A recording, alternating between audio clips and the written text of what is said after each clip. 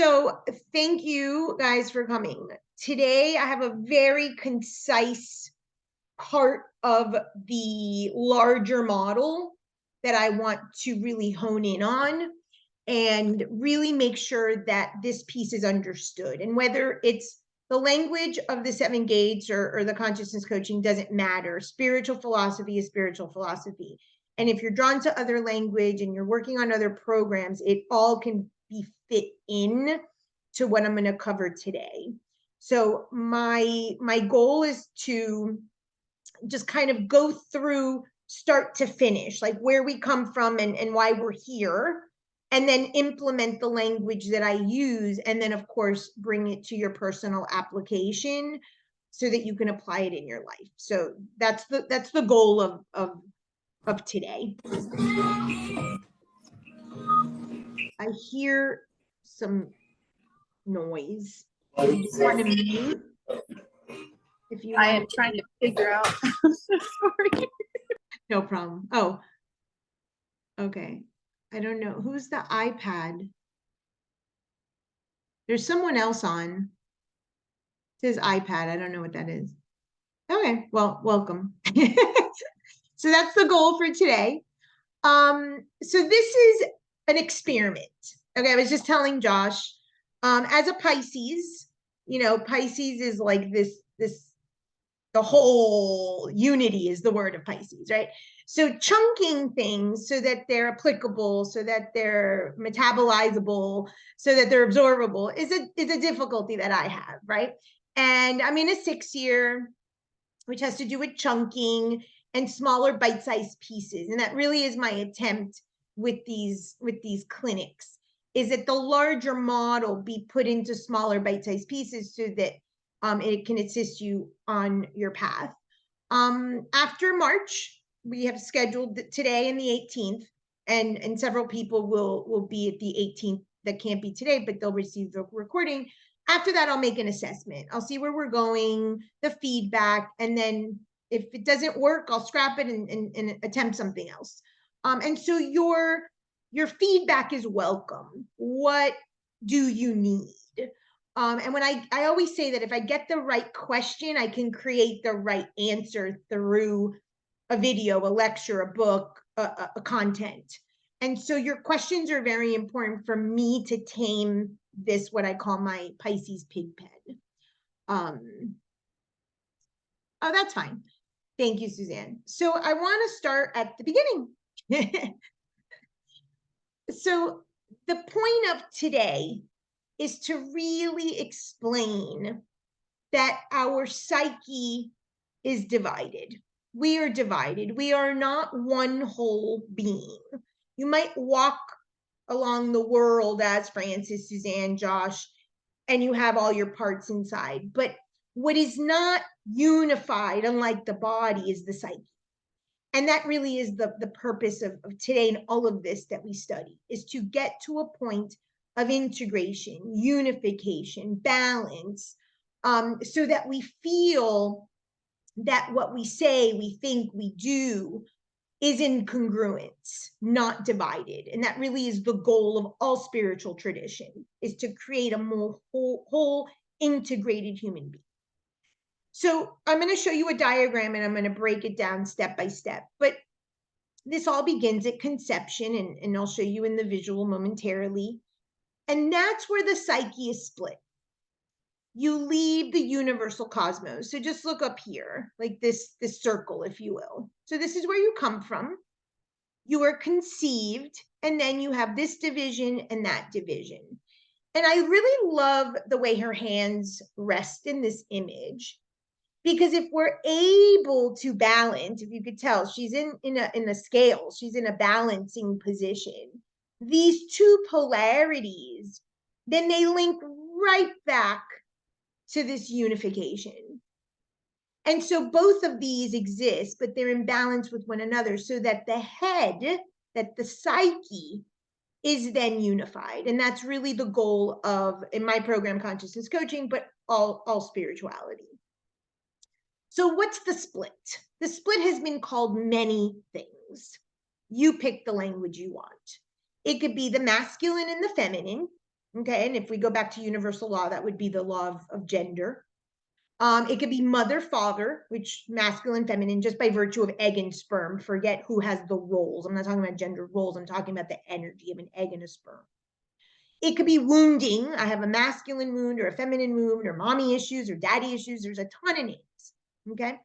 It could be good and bad, right and wrong, spiritual, material, temporal, spatial. You could see that the polarity goes on and on and on. Moon, sun, light, dark.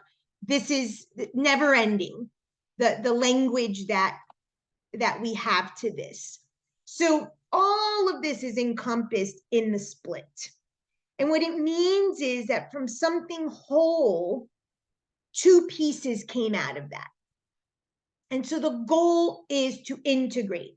You cannot unbreak an egg, but you could take all the pieces that were found in the egg, and I'm going to talk about what they are today, and rearrange them. And that's called alchemy.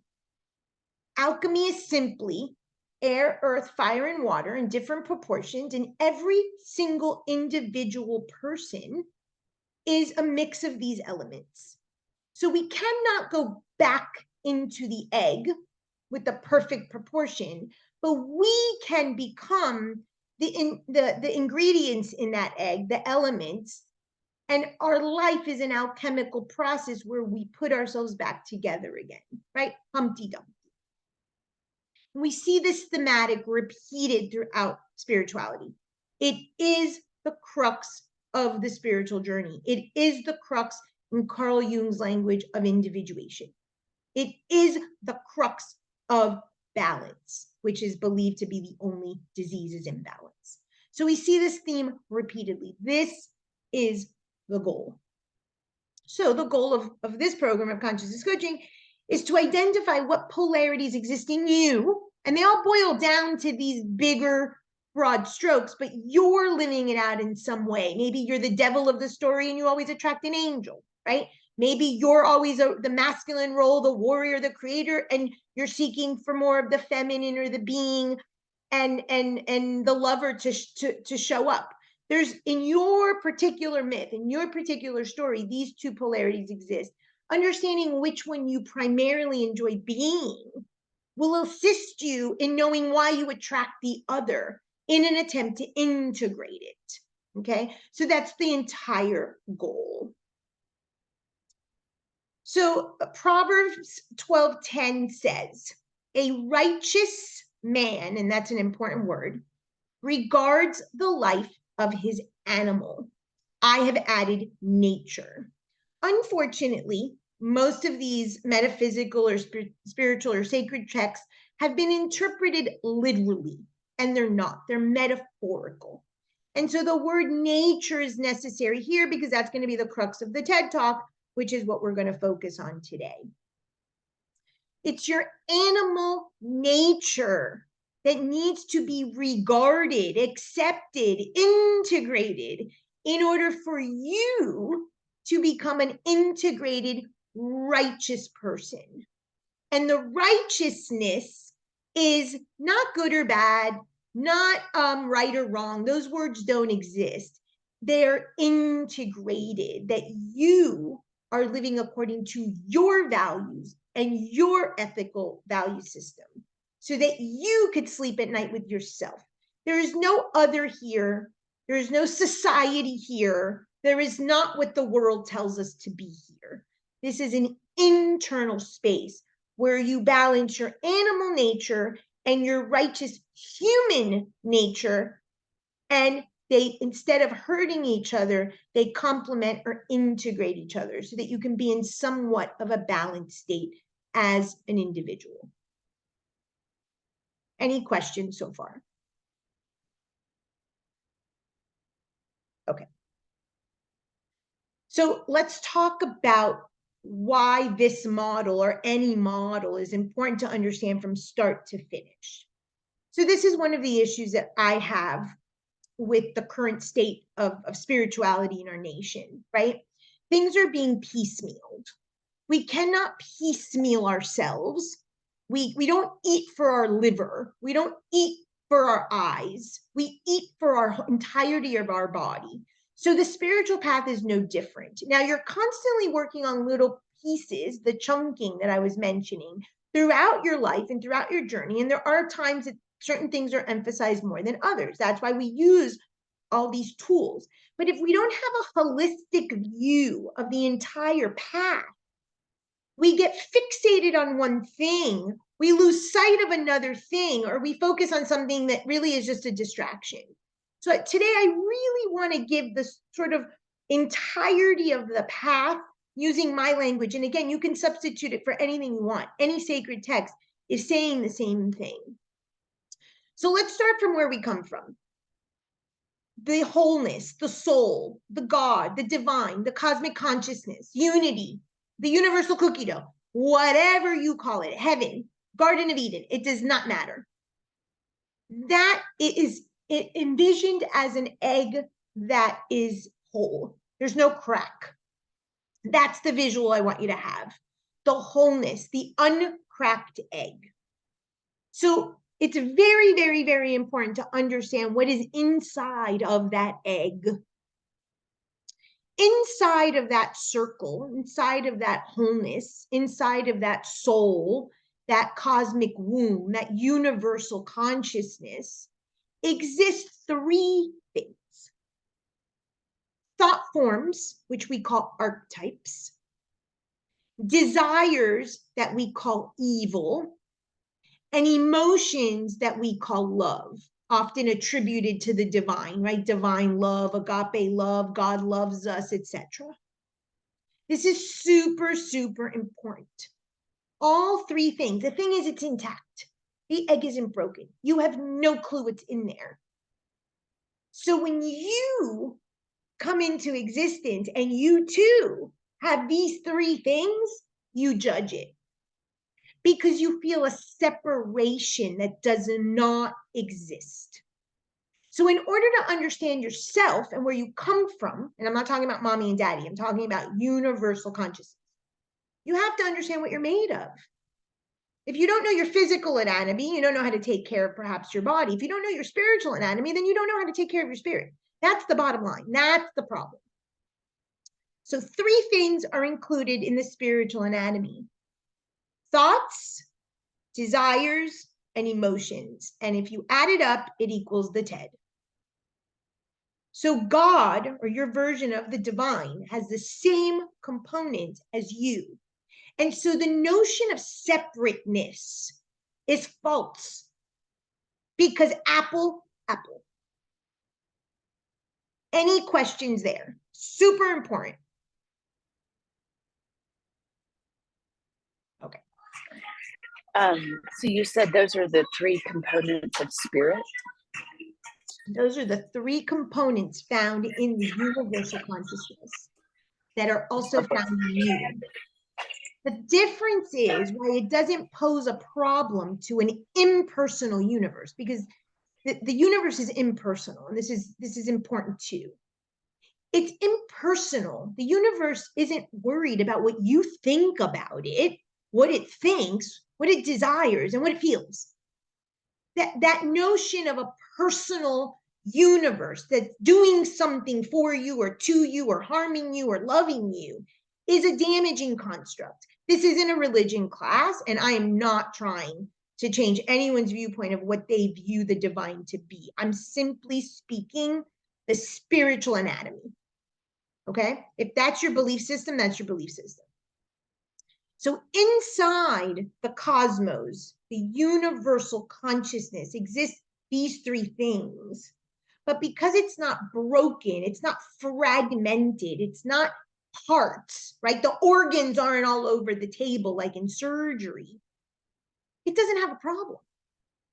When you incarnate and all these pieces are fragmented, because none of us are unified whole beings, that's the whole purpose of life, we have problem with our components, our individual components. We call it abandonment, rejection, self-hatred, unlovability, all the abandonment, rejection stuff, worthlessness. Because we are the cracked egg. And our entire job is to get down here and put ourselves back together. But there's a process to that. So the first thing to understand, first takeaway, is all the fragments that exist in you exist in the cosmic consciousness, in the universal mind, all of them. Thoughts, emotions, and desires. You are an obvious egg that's cracked, right? Because you have incongruencies, you have impure thoughts, you have emotions that are unruly, but the universe doesn't have any of that. It's all intact, it's all whole. It doesn't care. That's why the universe doesn't have a problem with what you judge about it, but you have a problem with what you judge about you. But the components are the same. So that's the first thing. Now, at the moment of your conception, at the moment of your conception, there is a snapshot, an actual snapshot between temporal time and spatial intelligence, right? There is a moment in time where you are conceived.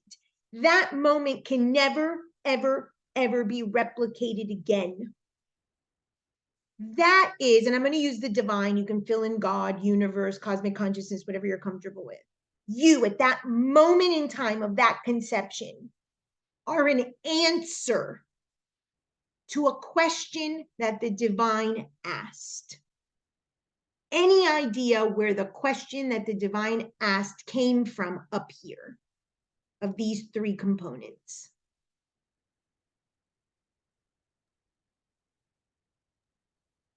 No? Desire. Yeah, I was about to say desire with a capital D. With a capital D. So God, or the divine, had a question. I wonder how I can get XYZ to my people, to my creation, to manifestation, whatever word you want. The act of wanting anything is animalistic. The act of wanting is a desire. The act of wanting, desiring, is sinful, is evil. Immediately, it's established right off the fact that the moment of your conception does not matter if it has candles and music and love and Valentine's Day. Forget that nonsense. The moment of your conception, when that moment exists in time, space, God himself, and time intersect and create you. You are a product of desire, and that's the crack of the egg. And that is what all of our problems are in all of humanity. Either trying to excess desire and impart it onto everybody else, or trying to hide it and negate it. That's the polarity at a basic spiritual explanation. You're going to live it out your way, I'm going to live it out mine. So your conception literally makes a mark in time. This is where astrology comes in, not the birth chart. The birth chart is indeed a representation of the manifestation of your conception. That's why the crux of the astrology chart is a cross. And everyone is born on a cross, because that cross is you at that time and space intersection. And it can never, ever, ever be replicated again. And no one ever can answer the question that your life came to answer. This is not about specialness. This is about purpose. So you're not an accident in the divine's mind. You have a function, a purpose. And negation of desires, negation of the shadow, negation of evil, negates creation itself, negates you and your function and your purpose here on earth. So you are a very, very clear answer, your life and what you do with it, to a question that the universe himself asked, herself, itself, whatever you put to it. I need you to understand that piece very clearly so that we can go on. Got it. I think that was really good. Okay, great. Yeah, that was gorgeous. Thank you. Awesome. So now, now you are sliced in a moment of time in a pie. You're there. You exist. You exist as a conceived, manifested soul answering a question. And the beginning of the fragmentation begins.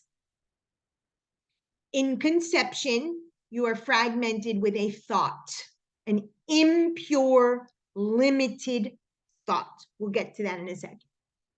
The second fragmentation is in the belly during pregnancy, where you get a fragmented emotion that is also low vibration and equals pain and suffering.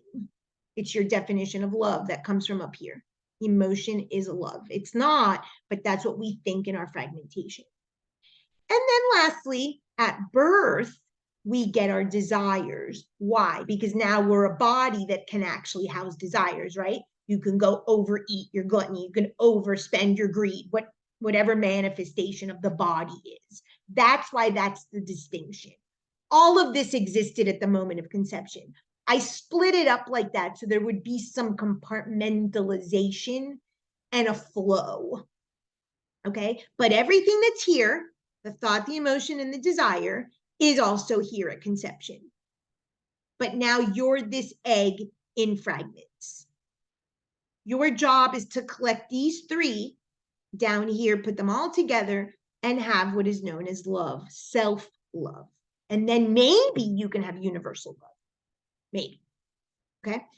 So the TED originates from the three aspects of you that are fragments. So at conception, your parents did not love themselves. Nobody loves themselves unconditionally. Let's really eliminate this nonsense that this exists. If it exists, it's at a blip in time, maybe at a moment of clarity, of transcendence, of connection to the pure consciousness. It's so not sustainable. So let's just get really clear on that, okay? So at that moment of that intersection in time, when you were conceived, your parents were thinking stuff. This is so boring. This guy sucks. I have to make dinner. Oh, the ceiling is dirty. I need to, whatever. I had a bad day at work. It wasn't unicorns, rainbows, and love and roses. I'll tell you that. Because it's desire.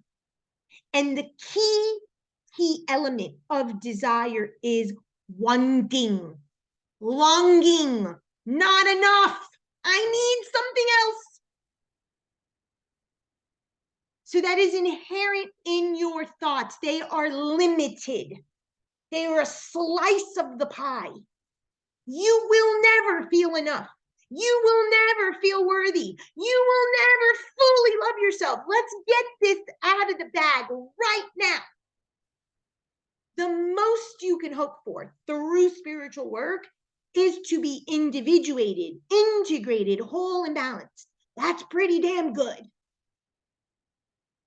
But I had a client the other day and she's like, well, I don't feel any better. And I'm like, yeah, you're not supposed to. All this work and I'm supposed to feel bad. Nope. I never told you that bag of goods. No one did. Because in no spiritual text does it talk about happiness and this. And no, it talks about content, balance, integration. No high highs, no low lows. That's what the Kabbalion says. Because the two integrated parts are high high or low low. Then you're in polarity.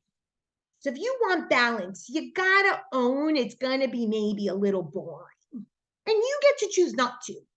But it's not that it's not afforded to you. And that's very, very important. So your thoughts are limited and you, your entire existence, this guy over here, this little body that you are, is a materialization of what your parents were thinking about themselves. And I'm not talking about the dirty ceiling and, oh my God, I have to get dinner on the table. I'm being obviously, facetious. Whatever was in their thoughts about themselves. I feel like a loser. I just got fired. Oh my God, this woman's going to leave me. I'm not a good provider. Oh my God, I'm fat. He's going to see me that my body's out of proportion. Whatever thoughts were roaming in their psyche, you are the materialization of that thought. Anyone know what that is called? It's on the slide.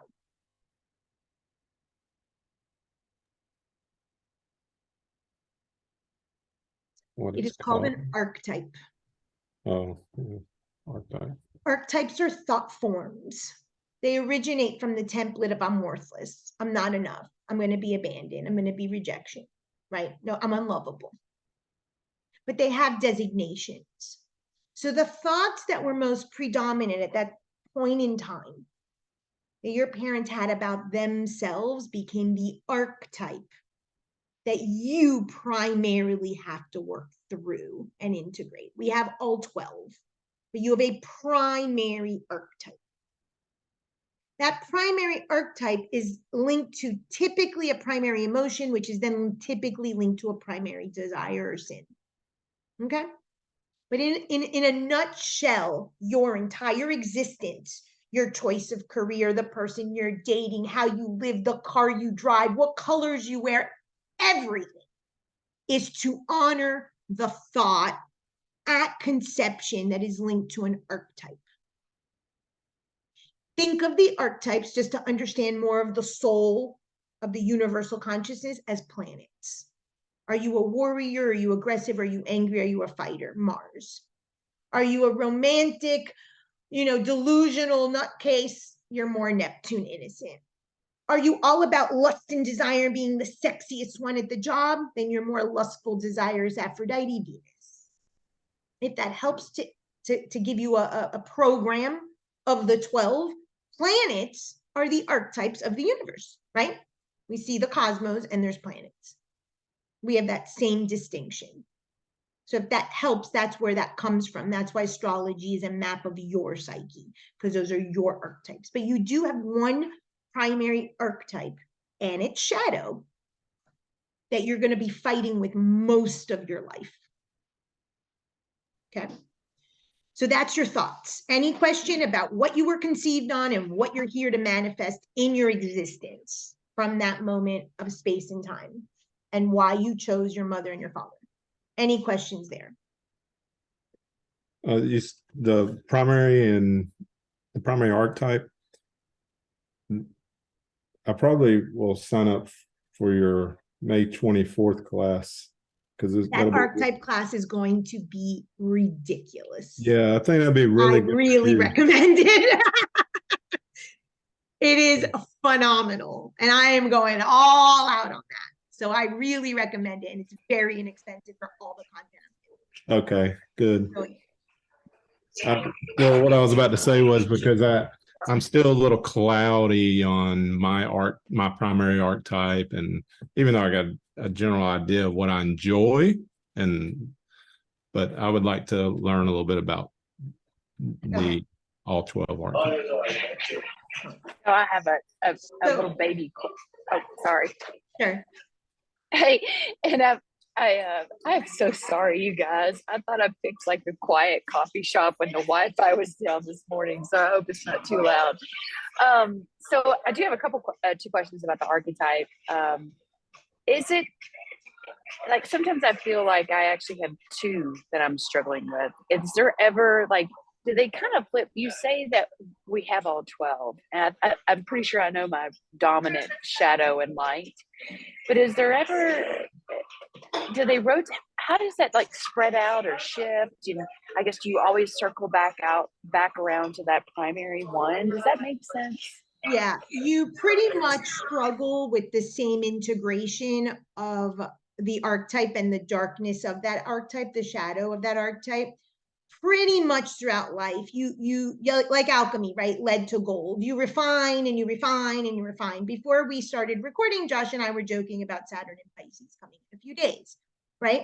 So it slows down, and that becomes kind of like the focal point, wherever that is in your chart. That's going to be kind of like the focal point. But there is an archetypal thread in your psyche, in how you live, in the choices you make, that come from the moment of conception. That's why, if you've ever had a session with me, in the first few words, I hear your archetype. I'm listening for the archetypal language. And it doesn't matter if it's this way you say hello and you have internet issues. That right there is an archetype. So every single word and every single thought, which are connected, they come through the 5th chakra. And when spoken, the egg cracks and the archetype comes out and it's you. So it's woven throughout. It's not uncommon to have a pair. If you have my spiritual adulting map, which I know you have my spiritual adulting book, it's in that book. There's the map of the 12 archetypes in pairs, but that's not the only division. That's one division. So if you know your primary, you probably know. An example, I had a client yesterday who was crying on leaving me a message, and she's like, my mother always thinks I'm the villain. That's her archetype right there. She's the villain. Therefore, there always has to be an angel in the story. That's the part she's struggling with, is her angelic part. So there's usually that distinction in the polarity, and that's why I created that chart, to have a quick cheat sheet. But the job of integration over here is to integrate all 12 as best as possible. I'm not saying that you're gonna be able to. That's free will. But the lifetime is set up so that all 12 can be integrated, so that you can be whole, integrated, and accepting of all of your fragments. But yes, there's an overriding thematic for the most part. So let's talk about emotion.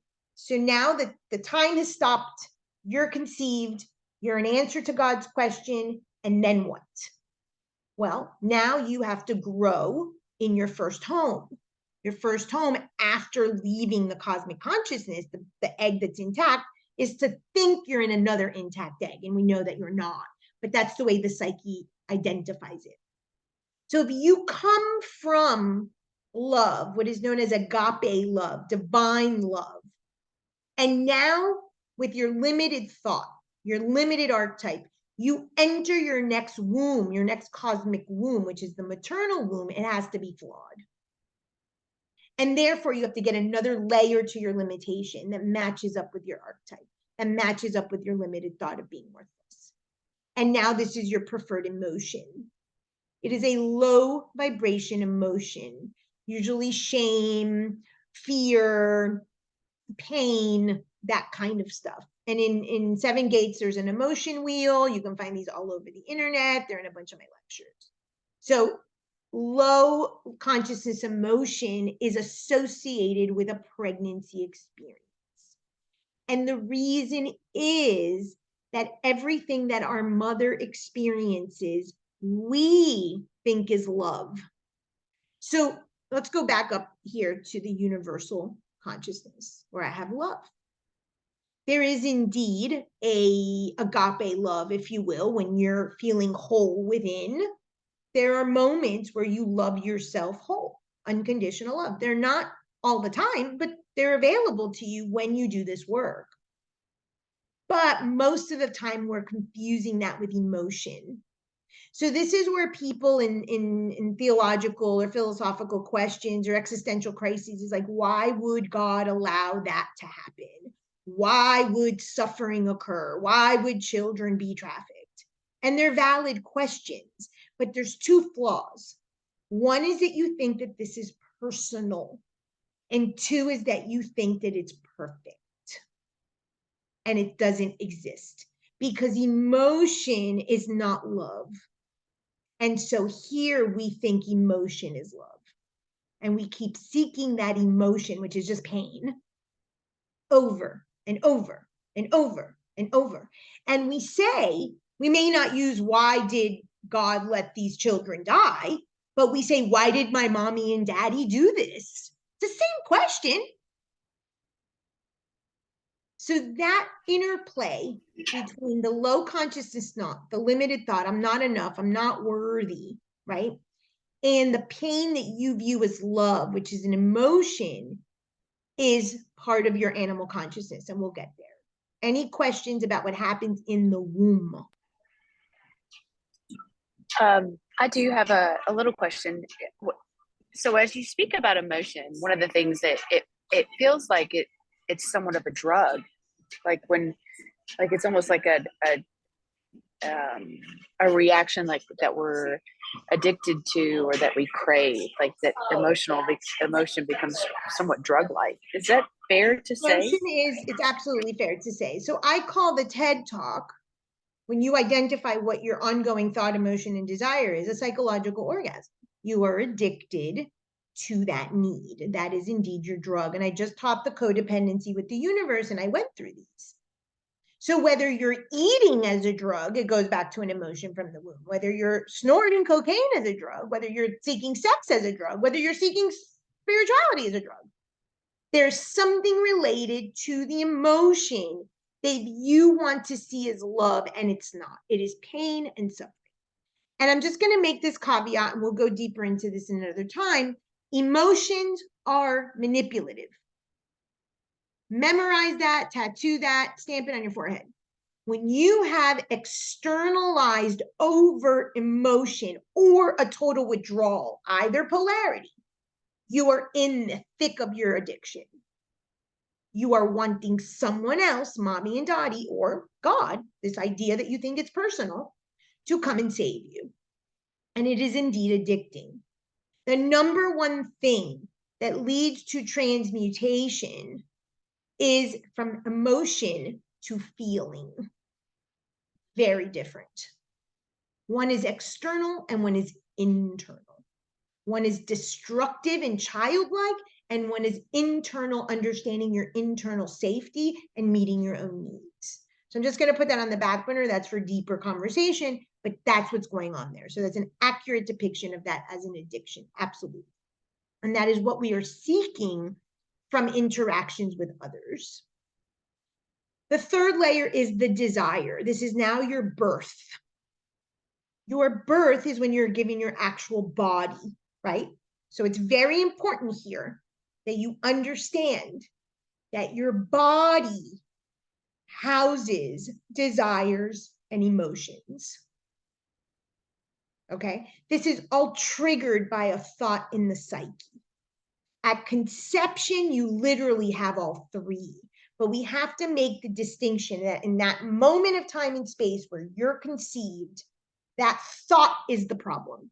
That is why principle of mentalism, all is mind. That's why you see all over the place, Buddha, all spiritual teachers, control your thoughts, control your mind, control your thoughts, control your mind dictates, your mind creates. It is because at that moment of conception, the thought is the problem. The emotion and desires are just tagging along. They're the lived experience of the thought in the moment in creation. So now I had pregnancy, I have to link it to an emotion, and I have a body, I have to link it to desire. But emotion and desire are housed in the body. So when that is almost separate, you can start to realize that the thought and the body, the mind-body connection exists. And the body is a loyal servant to the thought that you want to believe about yourself. That was there at the moment of conception. That is indeed the answer to God's question, which is you. So you start to see the pieces add up. So at birth, you get your desirous body. All that means is that you have longings, wantings, expectations, hopes and dreams and all the things. And they are linked to the deadly sins or the vices or the passions if you do not like the Christian literature. That is your total fragmentation. You don't want to have the thoughts of unworthiness. You don't want to feel the feelings and the emotions of suffering and pain, and you don't want to be desirous.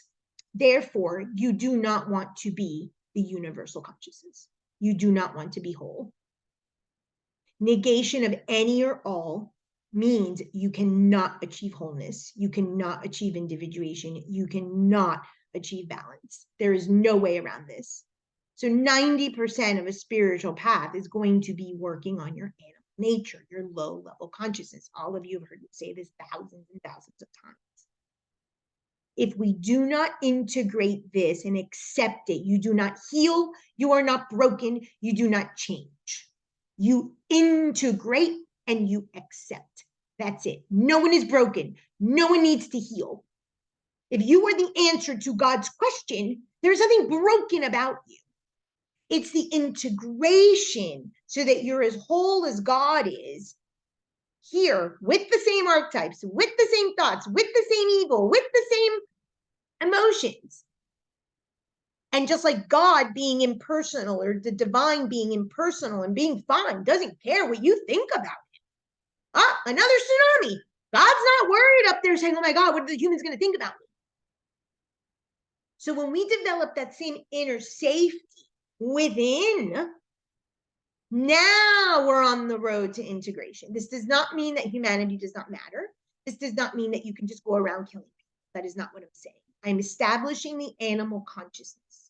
And it creates a problem when it shouldn't, because it's exactly where we come from. So that's our first division. Any separateness, any feeling of exclusion comes from this, comes from nothing else. Not wanting to accept all your parts. Any questions there? So you're living out your archetype via your desires and your emotions. And Like, your thoughts and your choices and your food and who you date and what car you drive and the colors you wear. Everything. It is one thread. One thread that is you. You are the common denominator. We call this the axis mundi. You are the world tree in mythology. You are the roots, you are the trunk, you are the fruit, you are the branches. There is no other. If you think anything is separate from you, you are the problem. You need to integrate that shadow work, right?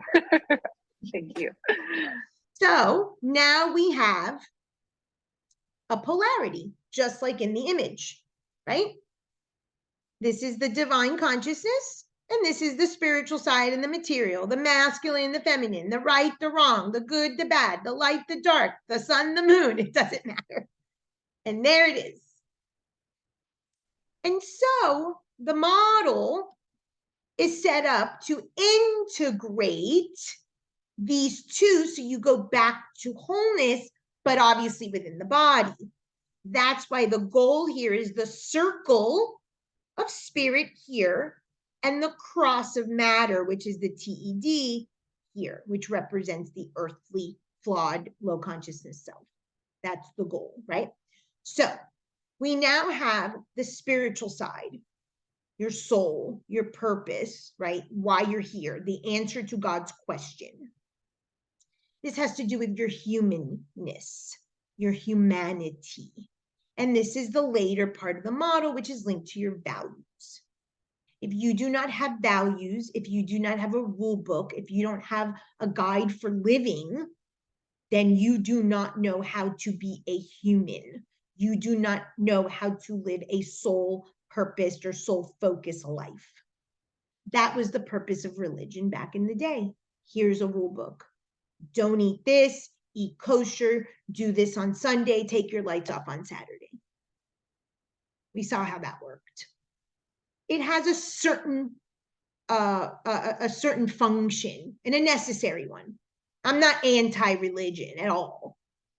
Okay, so the rule book used to be satisfied by religion. We have obviously moved from that. So now in the new age, it is our responsibility to write our own rule book.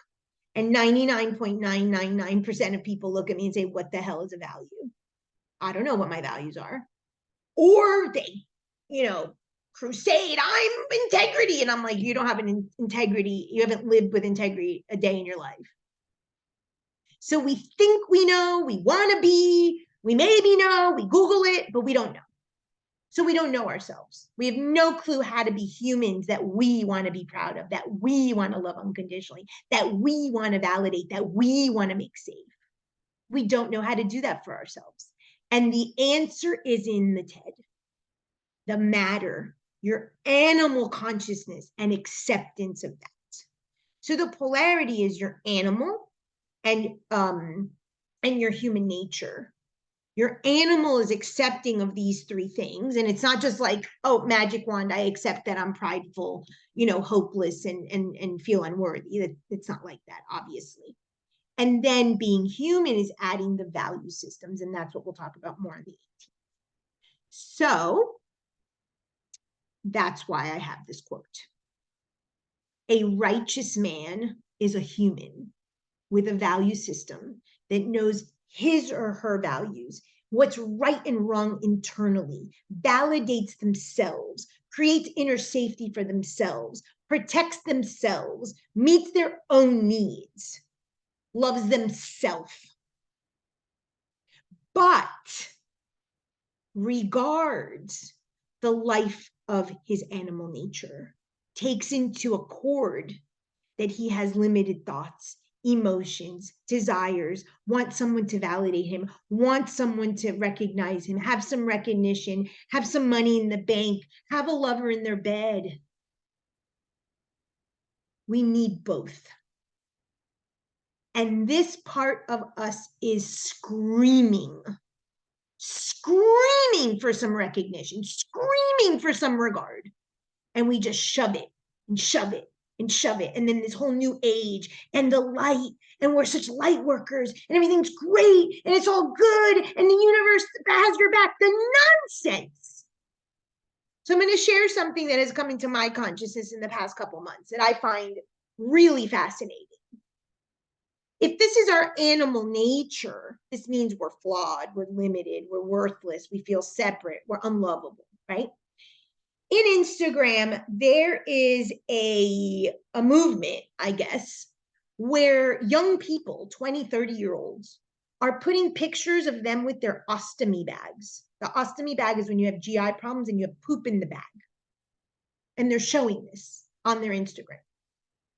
That is a scream for us to regard our animal nature. What is more animal and human than poop?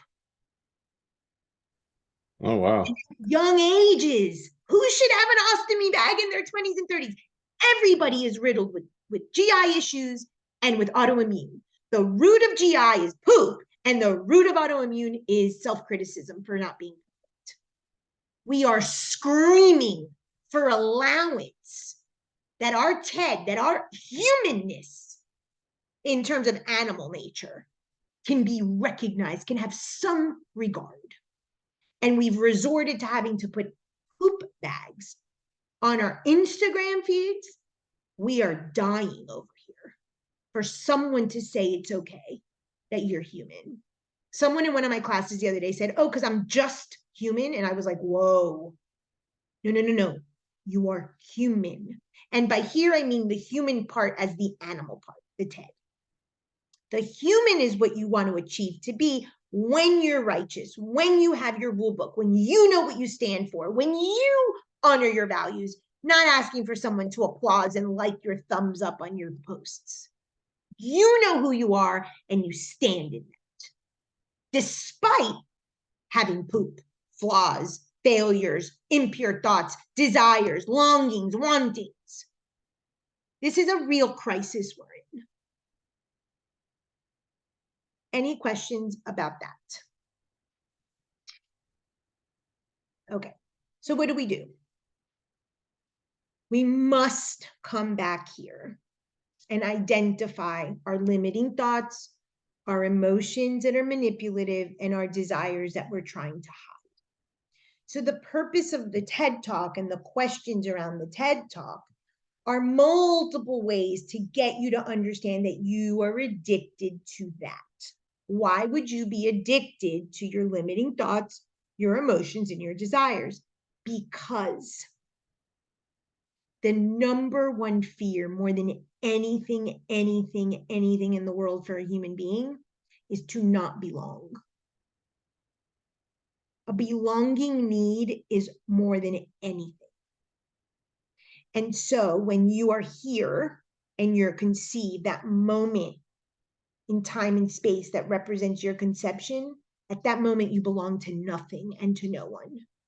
You're not fully born and you're not fully in the spirit realm, right? You're a snapshot of limbo. You're an exact snapshot of limbo.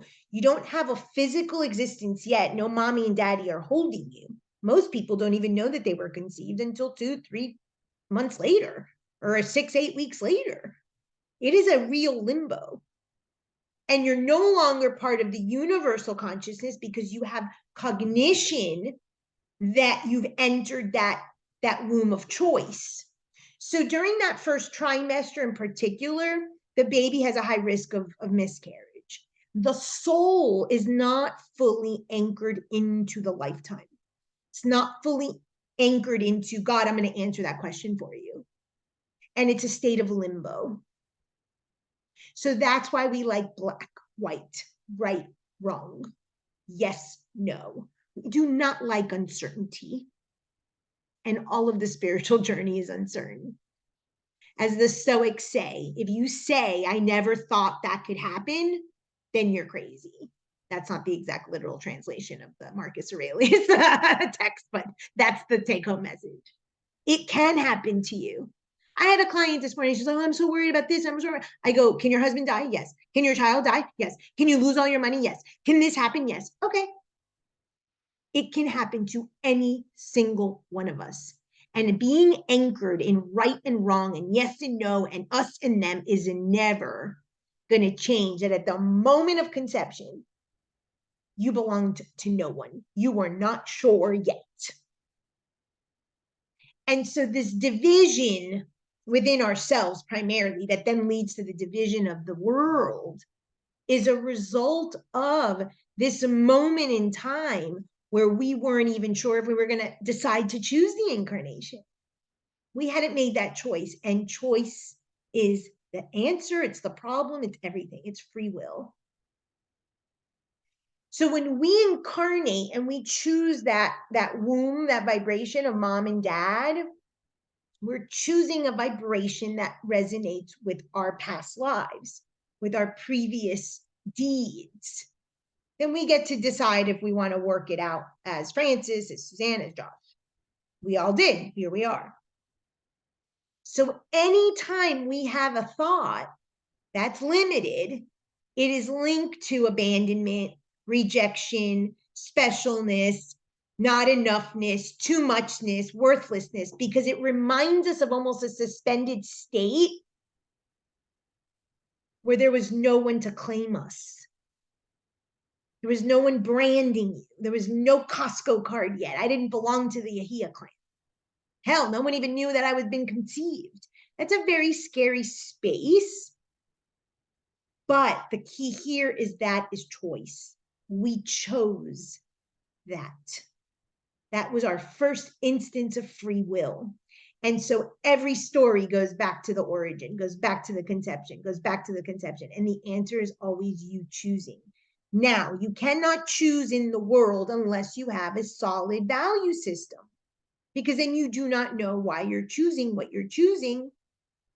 And then you're back to being a child and the subconscious running the show and your past karmic vibration running the show and you seeking emotion that's really pain and suffering, not love.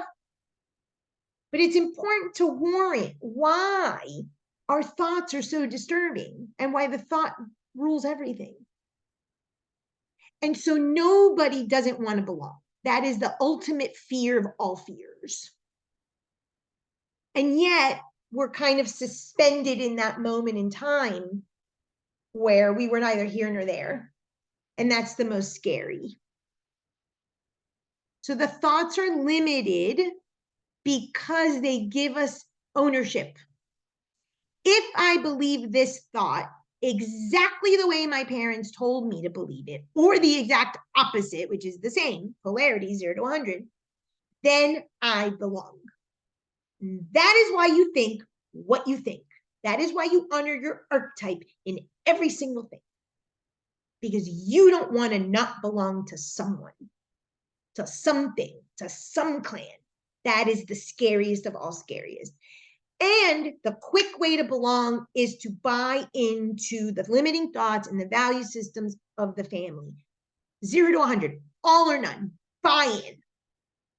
And so when I ask you, well, what did your parents teach you about that? What did your mom and dad say about that, implied or verbally? Usually people will say to me like, oh, work before play, or, oh, women never do that, right? We hear these, they're mandates.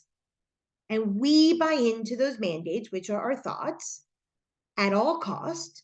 And the opposite is the same, because we want to belong. And so that intersection that creates the thought, we think brings us back up here. And then we call it God, and that's the right to do, and that's the only way to live, and that's us, and that. Any questions? That was really good. But I just want to mention, I'm glad you mentioned Marcus Aurelius, because I keep his meditations on my nightstand and just began revisiting his book. It's so soothing because of I look at your figure 8 or infinity sign, and it's almost like he is in perfect balance in the middle with the spirit, human values, matter, animal, except it's in his literature. But the thing about what's so beautiful about Marcus Aurelius and the Stoics in general, because I really am drawn to the Stoic philosophy, is that they're about accepting the flaws. Right. I mean, these writings, because I don't think anyone was ever supposed to see meditations. I think it was a journal of his. That's correct. It was him showing how he's defeating and battling his lower nature every day. Every day. And if we do not do that work every day, people think this ends. The other day I had a client. Well, Frances, I integrated my feminine and my masculine, and I forgave my past. And I'm like, oh, the work just starts now, because now it's you. The victimhood ended, and now it's you. And that's what I love about books like Meditations, even the Red Book from you, right? You see the person battling their demon in the writing. It's beautiful. That is my favorite part of my day. The favorite part of my day, and I by no means have anything figured out, people. I'm at 0, okay? But every day I battle that demon in the morning, and I write about it. This book? Call myself that on it. That one. Yeah, I have that one on my desk too. Told you Saturn and Pisces are revisiting the classics. And add the Odyssey to that. So it's like, you gotta look at it every single day and go, okay, I'm human. And Mark Twain has a quote, and I don't know the exact quote, but he's like, you kind of write about your mistakes every day, and then you crumple up the paper and throw it away and start over. And that's all we can do. Once we get here, when we get down here, we're not even there yet. People are showing their ostomy bags, begging so they can be human. Yeah. So we have a bigger problem than battling our demon. We have to become aware that we have them, and we don't want to buy into that. All right. So thoughts can never, ever, ever not be limited. Does anyone want to take a guess why?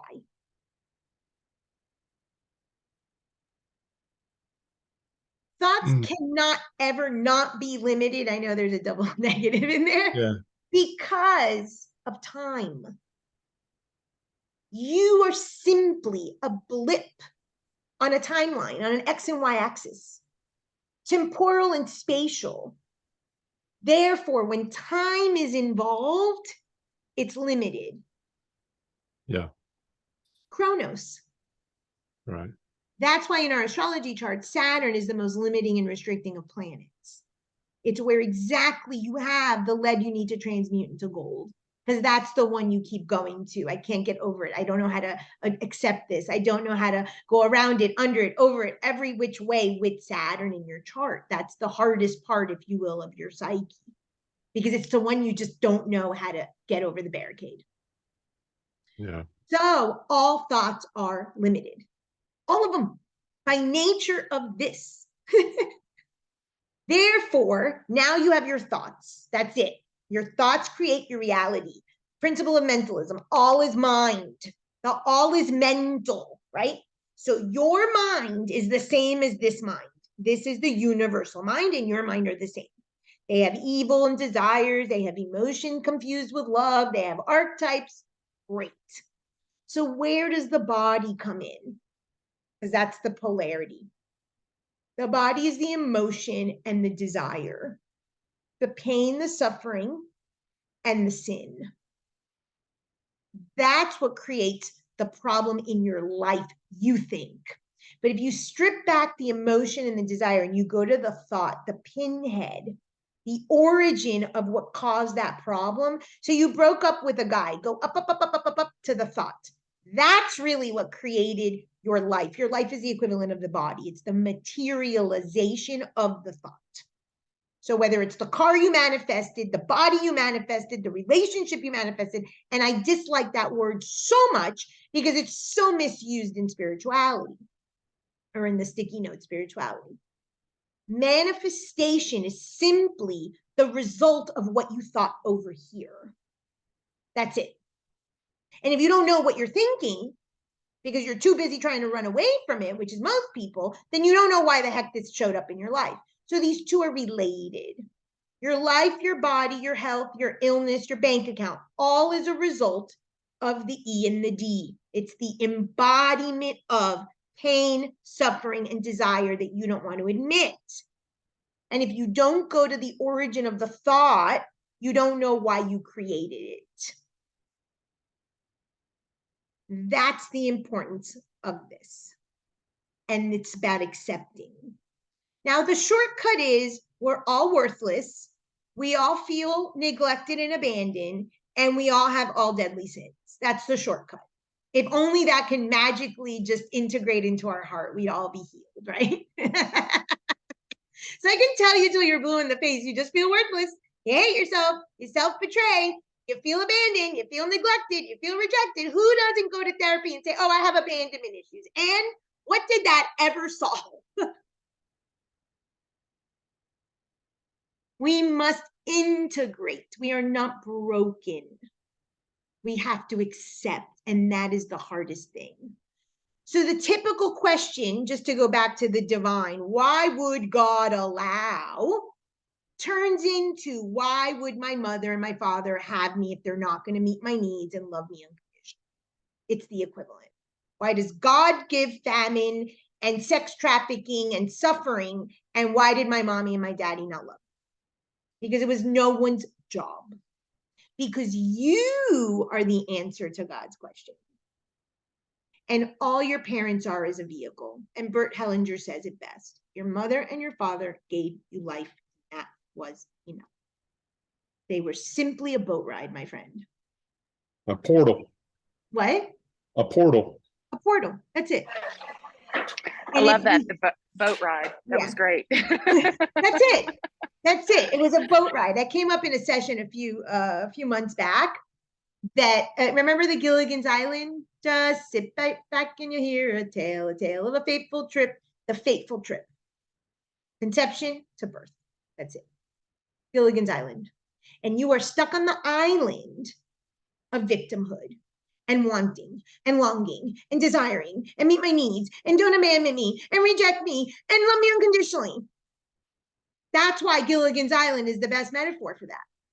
And finally, when we take ourselves off the ship, and that's the whole purpose of the Odyssey.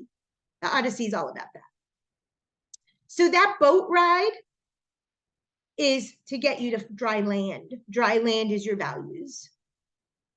It's the embodiment of all the TED, your limited thoughts, your shitty emotions, all of your animal desires and deadly sins and vices. But yet your life, dry land, the earth, shows otherwise. You live with integrity. You keep your word. You set your boundaries. You manage your bank account. You manage your time. You love people within your possibilities. You serve all the things that are great value systems that we want to be. It will never, ever, ever happen unless we stop here. So the idea of the TED Talk repeated is so crucial. Every limiting thought leads to an outburst of emotion or withholding of emotion if you're one of those, and a desire you're trying to hide. So I bring up the ostomy bag because poop is my favorite emoji. The minute you have an impure thought, oh my God, I'm worthless. Oh my God, they're going to reject me. Oh, I'm fat. Oh, I'm ugly. Oh my God, that car, they're going to criticize me. I shouldn't have done that. All of that. A big poop emoji shows up right here. Immediately. I see it. You see it? I see it. So what's the only thing that wipes away shit? Toilet paper? Water or some version of liquid, right? Oh yeah, water. So emotion. Distract, don't let me know. That I have that I wish I was that I want to have. The longing, the greed, the wanting. Distraction. And then the tears, the waterworks come, and it's like, oh my God, shit thought like the shit thought. And then the desire that you're trying to hide associated with it, it's prideful, it's gluttonous, it's greedy, it's envious. It reminds me of that song, Jesse's Girl. I wish that I had Jesse's Girl. When you have an outburst of emotion or withholding of emotion to hold back, you want Jesse's Girl. Figure out in that sentence, in that situation, what Jesse's Girl represented. Was it that person's bank account? Was it that person's knowledge? Was it that person's ass? There's a Jesse's Girl there, and you want it. And since you can't have it, you have a boo emoji, and you cry. So what you're saying is your true shortcut to TED is to listen to Jesse's Girl, Frances?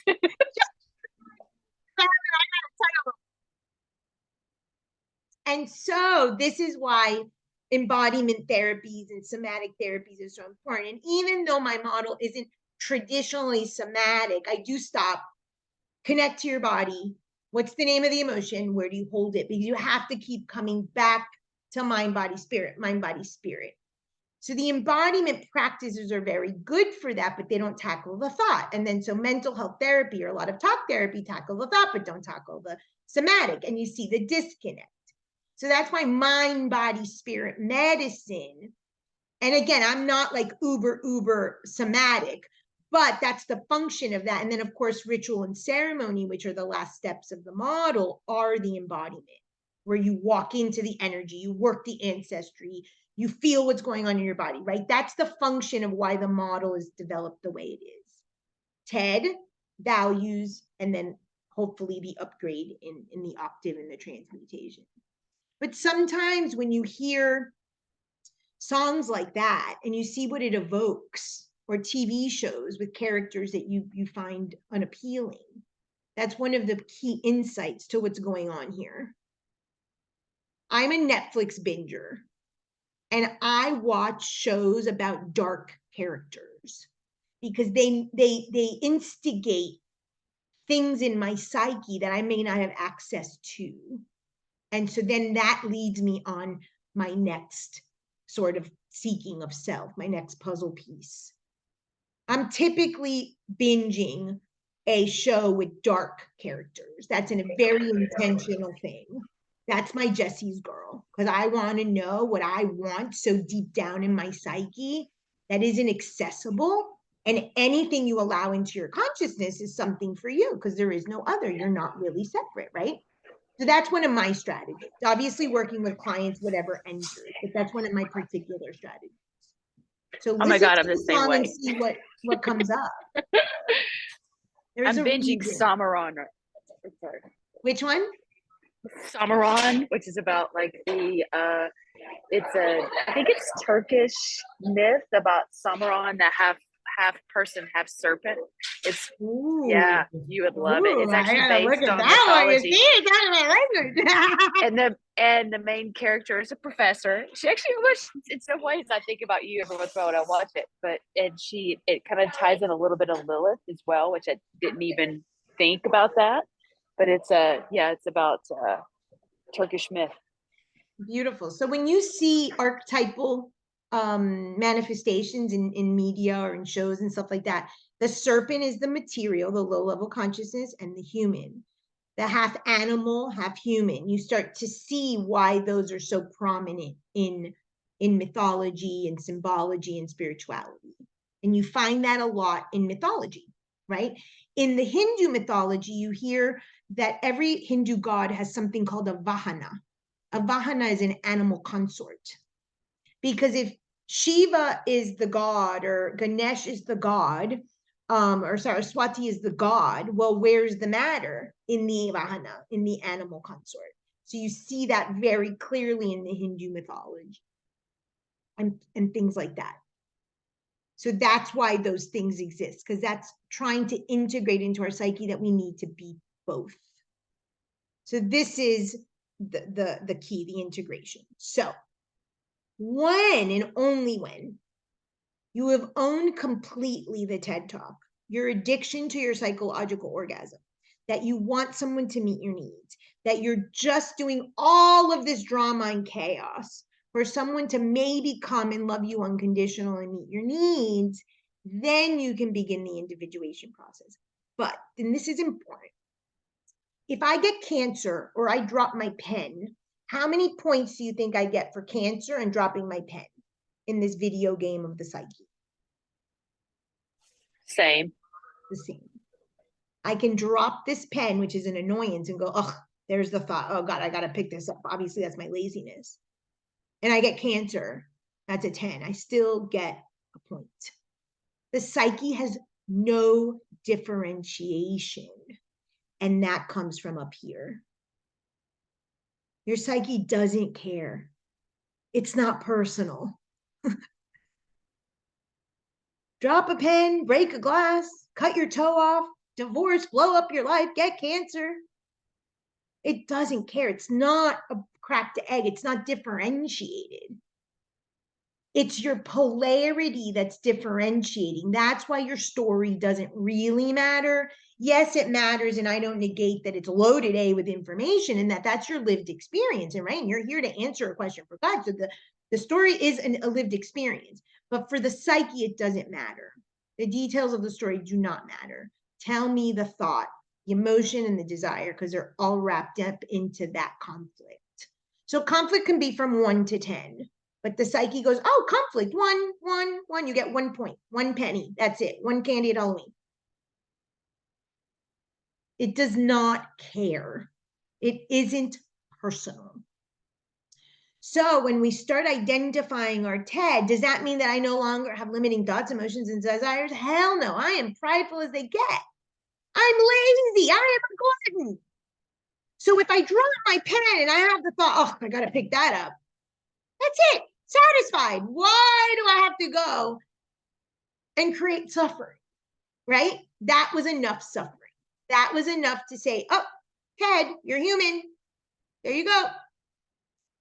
Now show up as a human being based on your values and live the life the way that God intended, the answer that you're intended to put out into the world. So this is all very related to a soul-filled life, a purpose-filled life, ego dissolution, ego death, all these terms that we hear. They all fall into this, but it is a system. Spirituality is a system, and you can't piecemeal it, like you just can't piecemeal your organs. So only when you have accepted, not fully integrated, but accepted from your head to your heart, that you're addicted, that you're creating the pain and suffering, that you want someone to love you unconditionally, even though you don't love yourself, that you want someone to meet your needs, even though you don't meet yourself, your own needs. And you see the viciousness of this cycle, then and only then can you begin the individuation process. So individuation is not individualism. That is not what this is. There's no such thing as being an individual. You're not independent. You're interdependent. Individuation simply means, let's go back to conception, but as an adult now. And in this moment of time and space, pick my thoughts, my emotions that turn feelings, my desires, and my values, and use the conscious mind. This is where I get the concept of dethroning your parents. Thanks, mom and dad. I got the memo. You don't want me to have XYZ value, or you want me to have it. But at this moment in time, as an individual, individuation, I'm going to choose my values. I'm going to choose my choice, my free will. That's manning your fires. And I'm going to take what you told me and I'm going to make it mine. And now I'm going to live my life. So I was talking to a client yesterday, and she asked about the tree. You can't uproot a tree, right? You can't eliminate the roots. You can move it, but that's it, right? So this is your parents' template. Archetypes, love, emotion, unmet needs, all the crap. And you're here as a shadow. Your parents are calling the shots, always. Only when you do the TED Talk and you realize and own your thoughts, emotions, and desires and your psychological orgasm can you move here. Now the shadow comes out to the light. Same tree or same orchard, right? Apple, apple. That's where they say the apple doesn't fall from the tree. You get 1 inch. You're literally 1 inch away from your parents. You're not that different. But now you have individuation. Your choice, your limits, your values, your thoughts or versions of the thoughts. And now you can fly as high as you want. As long as you're here hiding your TED, living a shadow of your parents, because that's all the 0 and 100 is living a shadow of your parents, you don't have anywhere to go. So you first have to move over into the light. That's the TED. You bring the shadow to the light, that you're worthless, that you're hopeless, and that you're desirous. From there, you can move. So you don't uproot the tree. You don't eliminate your roots. These are your roots. You can't get rid of your thoughts, emotion, and desire. Just like you can't pull out your eyes. It's nonsense. But you can move to the side. You can absolutely move to the side so that you can get some light. That begins the individuation process. Then you integrate, you become whole, and you become balanced. Everything is different for every person. There is no equanimity of what that is for a person. That is super, super, super individual. It's not only based on your elemental makeup of air, fire, earth, and water, your archetypes, your karma. This is not a formula. That is individual. And you will choose what the 48 to 52, that's where that comes from, is for you. In my life, it's about 30-40. I don't really see that 48 to 52, that perfect balance. It's probably going to be what I call a little to the left of that. That's perfect for me based on my values. It's my version of my integration.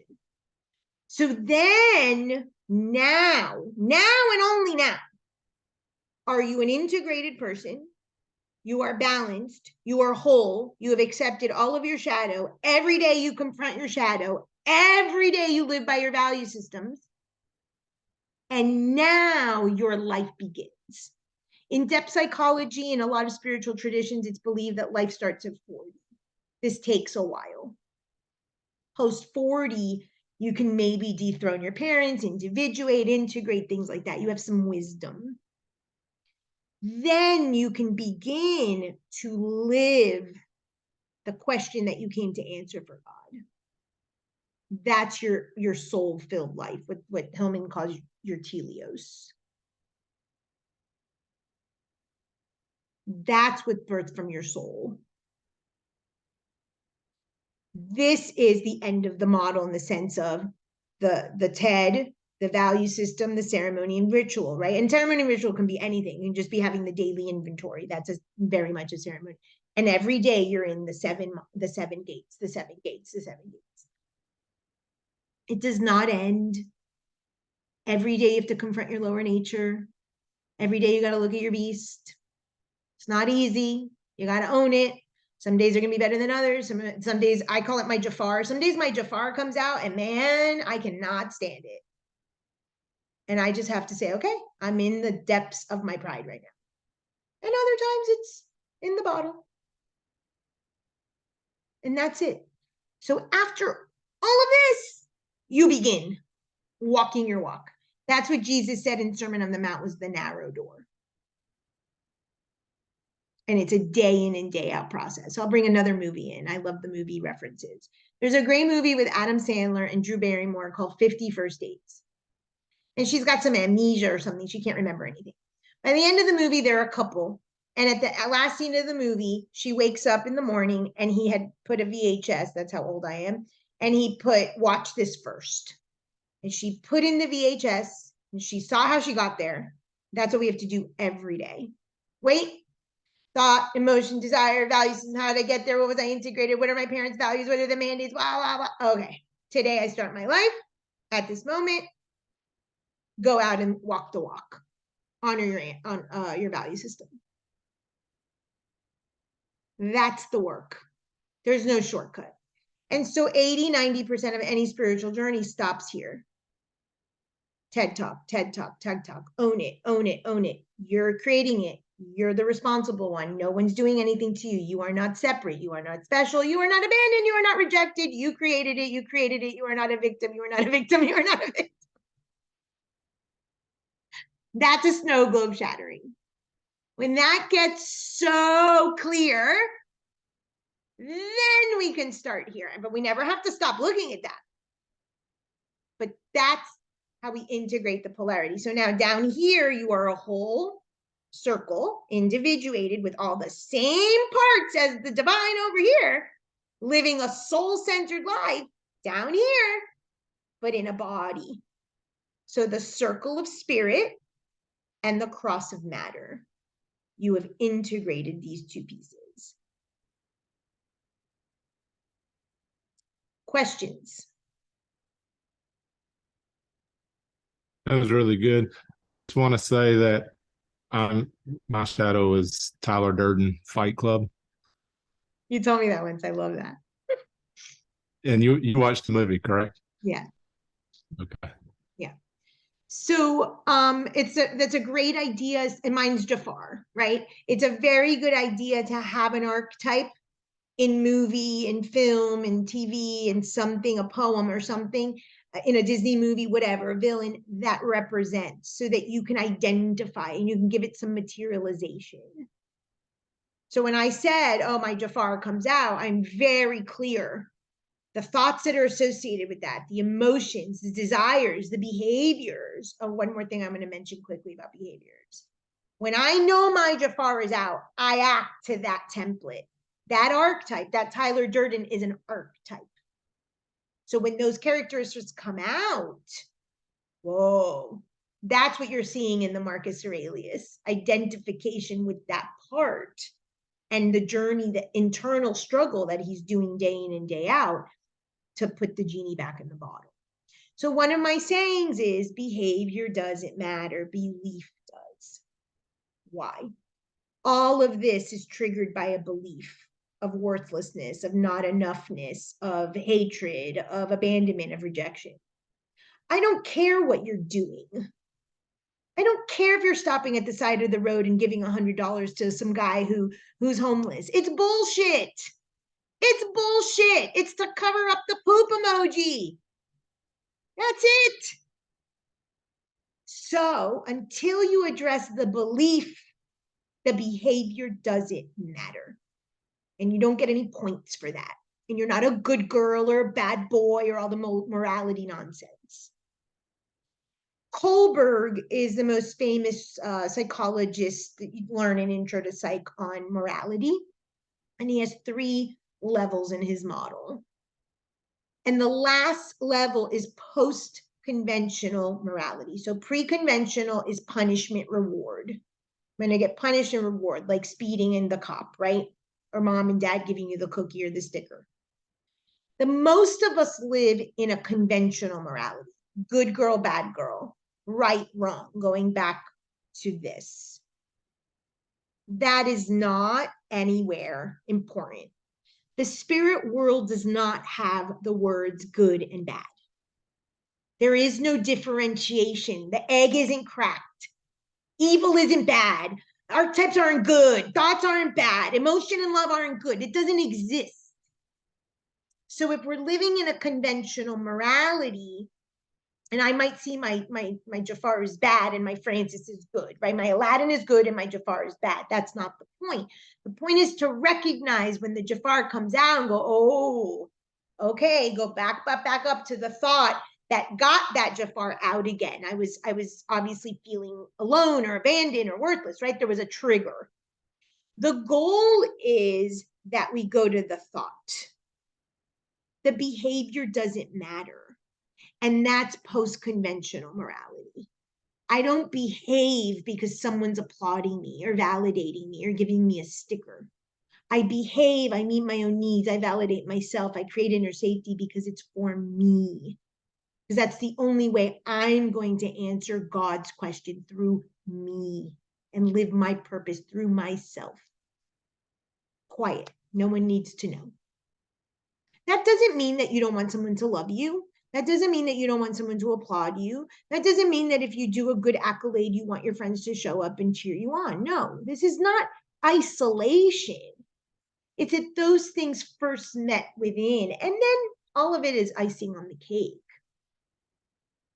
So behavior doesn't matter until you have a very, very solid value system and you've addressed this fully. If not, your behavior is just covering up your poop emoji. There's no genuineness to that. You're not selfless. You're not of service. That's nonsense. When you develop self, your own value system, meeting your needs, not having emotions, but feelings, then you can be what I call self as service as self. I serve you because I have that issue. I see you because I know I have that too. I see your pride. Got you. Wink, wink. What do you need? And we see that in 12-step program, things like that. That's why 12-step is union, it's spiritual, it's all the steps. Any questions before we go?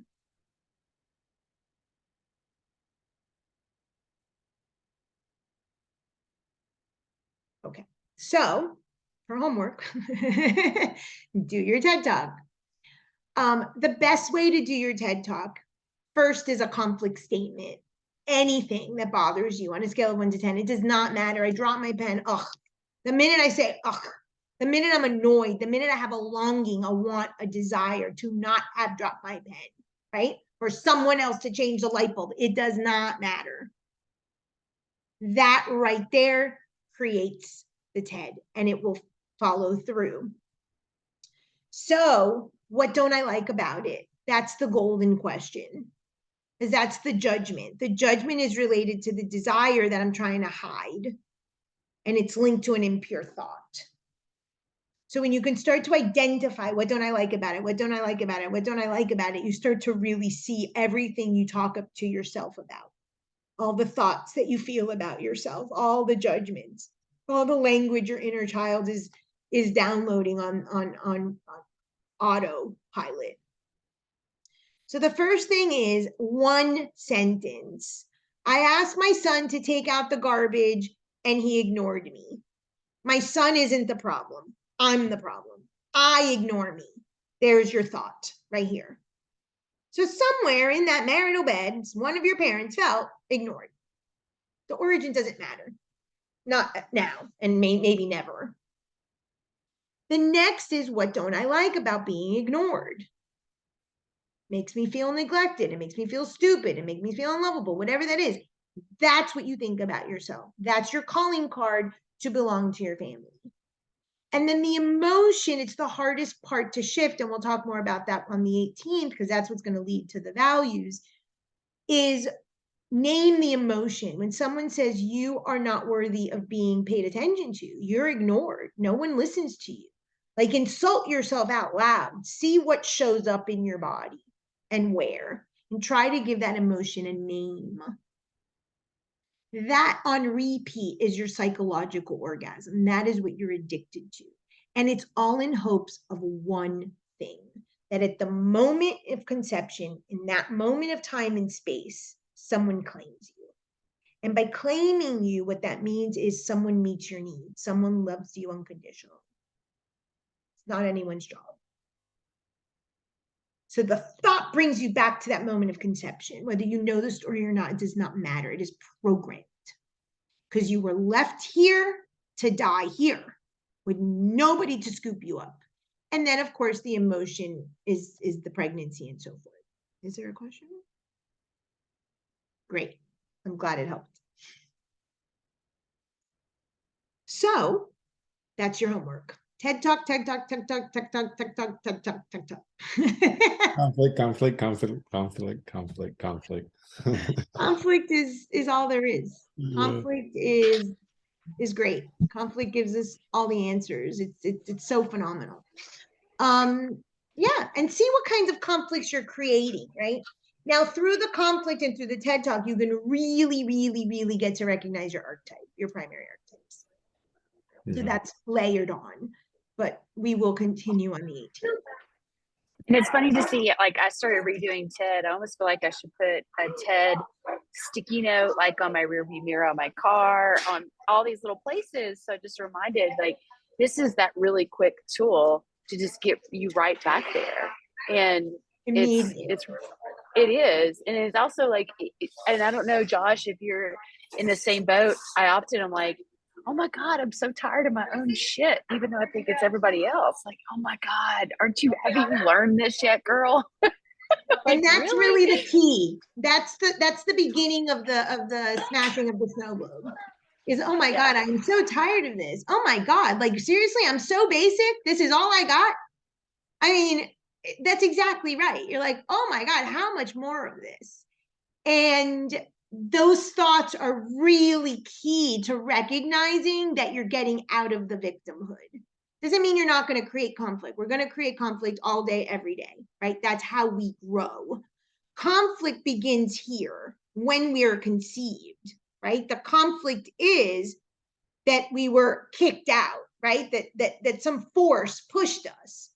So that is why conflict is creation. And that's why conflict can never be, and creation can never be perfect. But that is the beginning. Oh my God, I am sick of myself creating the same narrative over and over, dating the same person with a different phase, going to the same diet and getting the same result, looking for the savior in the same books, whatever it is. We're just not that original because we're just one thread. And then the last, just because it's a quick question, it's something I kind of came up with this week as I started doing the TED when stuff came up, and I'm like, crap, here I am. Is that I feel like when I started doing the TED, like you do shift it a bit. Like I went from feeling like I was kind of in the sewer to like having these thoughts with TED, and it's shifting. I'm less in the sewer, but I'm still dealing with the same stuff, the same shit. And it never goes away. Yeah. Remember, moment of conception never goes away. This does not go away. That's part of this. God doesn't have a problem with his evilness, his desires, his shit love, his suffering in the world. Don't have it. It doesn't go away. You accept and integrate. But the shifts mean the conflicts have a less number. So my conflicts were 10 out of 10. Netflix drama over here, like drama, okay? Now my Netflix dramas are about 2 to 3. I can live with that. That's the shift you're speaking about. Identify it with a number, the conflict number, after the statement, the number, because it starts to identify, ooh, that used to give me an 8. Now there's a 2. Same threads. The archetypes don't change. The thoughts don't change. The desires don't change. I am prideful and I will die prideful. But the conflicts I create to try to hide my pride are very different. And then I don't hide them, I own them. And when appropriate, I apologize. Right? That's the behavior now that is genuine, that didn't exist before. So those are not small things. Another thing we have to remember, and then I'll end with this. Remember, here's your parents' tree, you're here and you go here, right? You're literally moving 1 octave. That's all you get in a lifetime. This idea that every week I'm vibrating, bullshit, I can't even get over those posts. You get this much in a lifetime.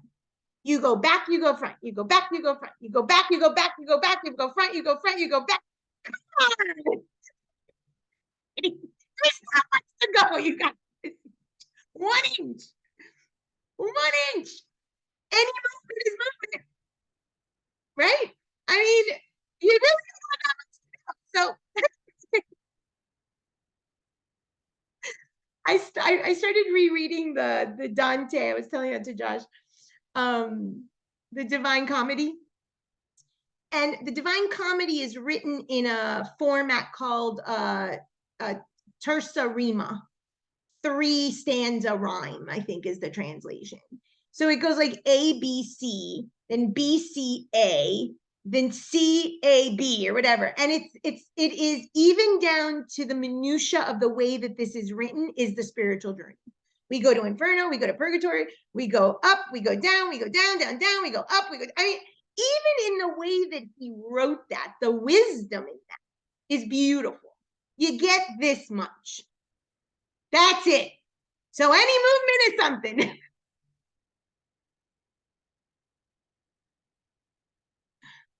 And that's, I end with that. Love That you was all. really good. Thank you. Thank you. Thank you very much. And I'll see you guys on the 18th, and then we'll tack on values, and then we'll kind of start putting it all together. Happy Bye. Saturday. Bye. Bye.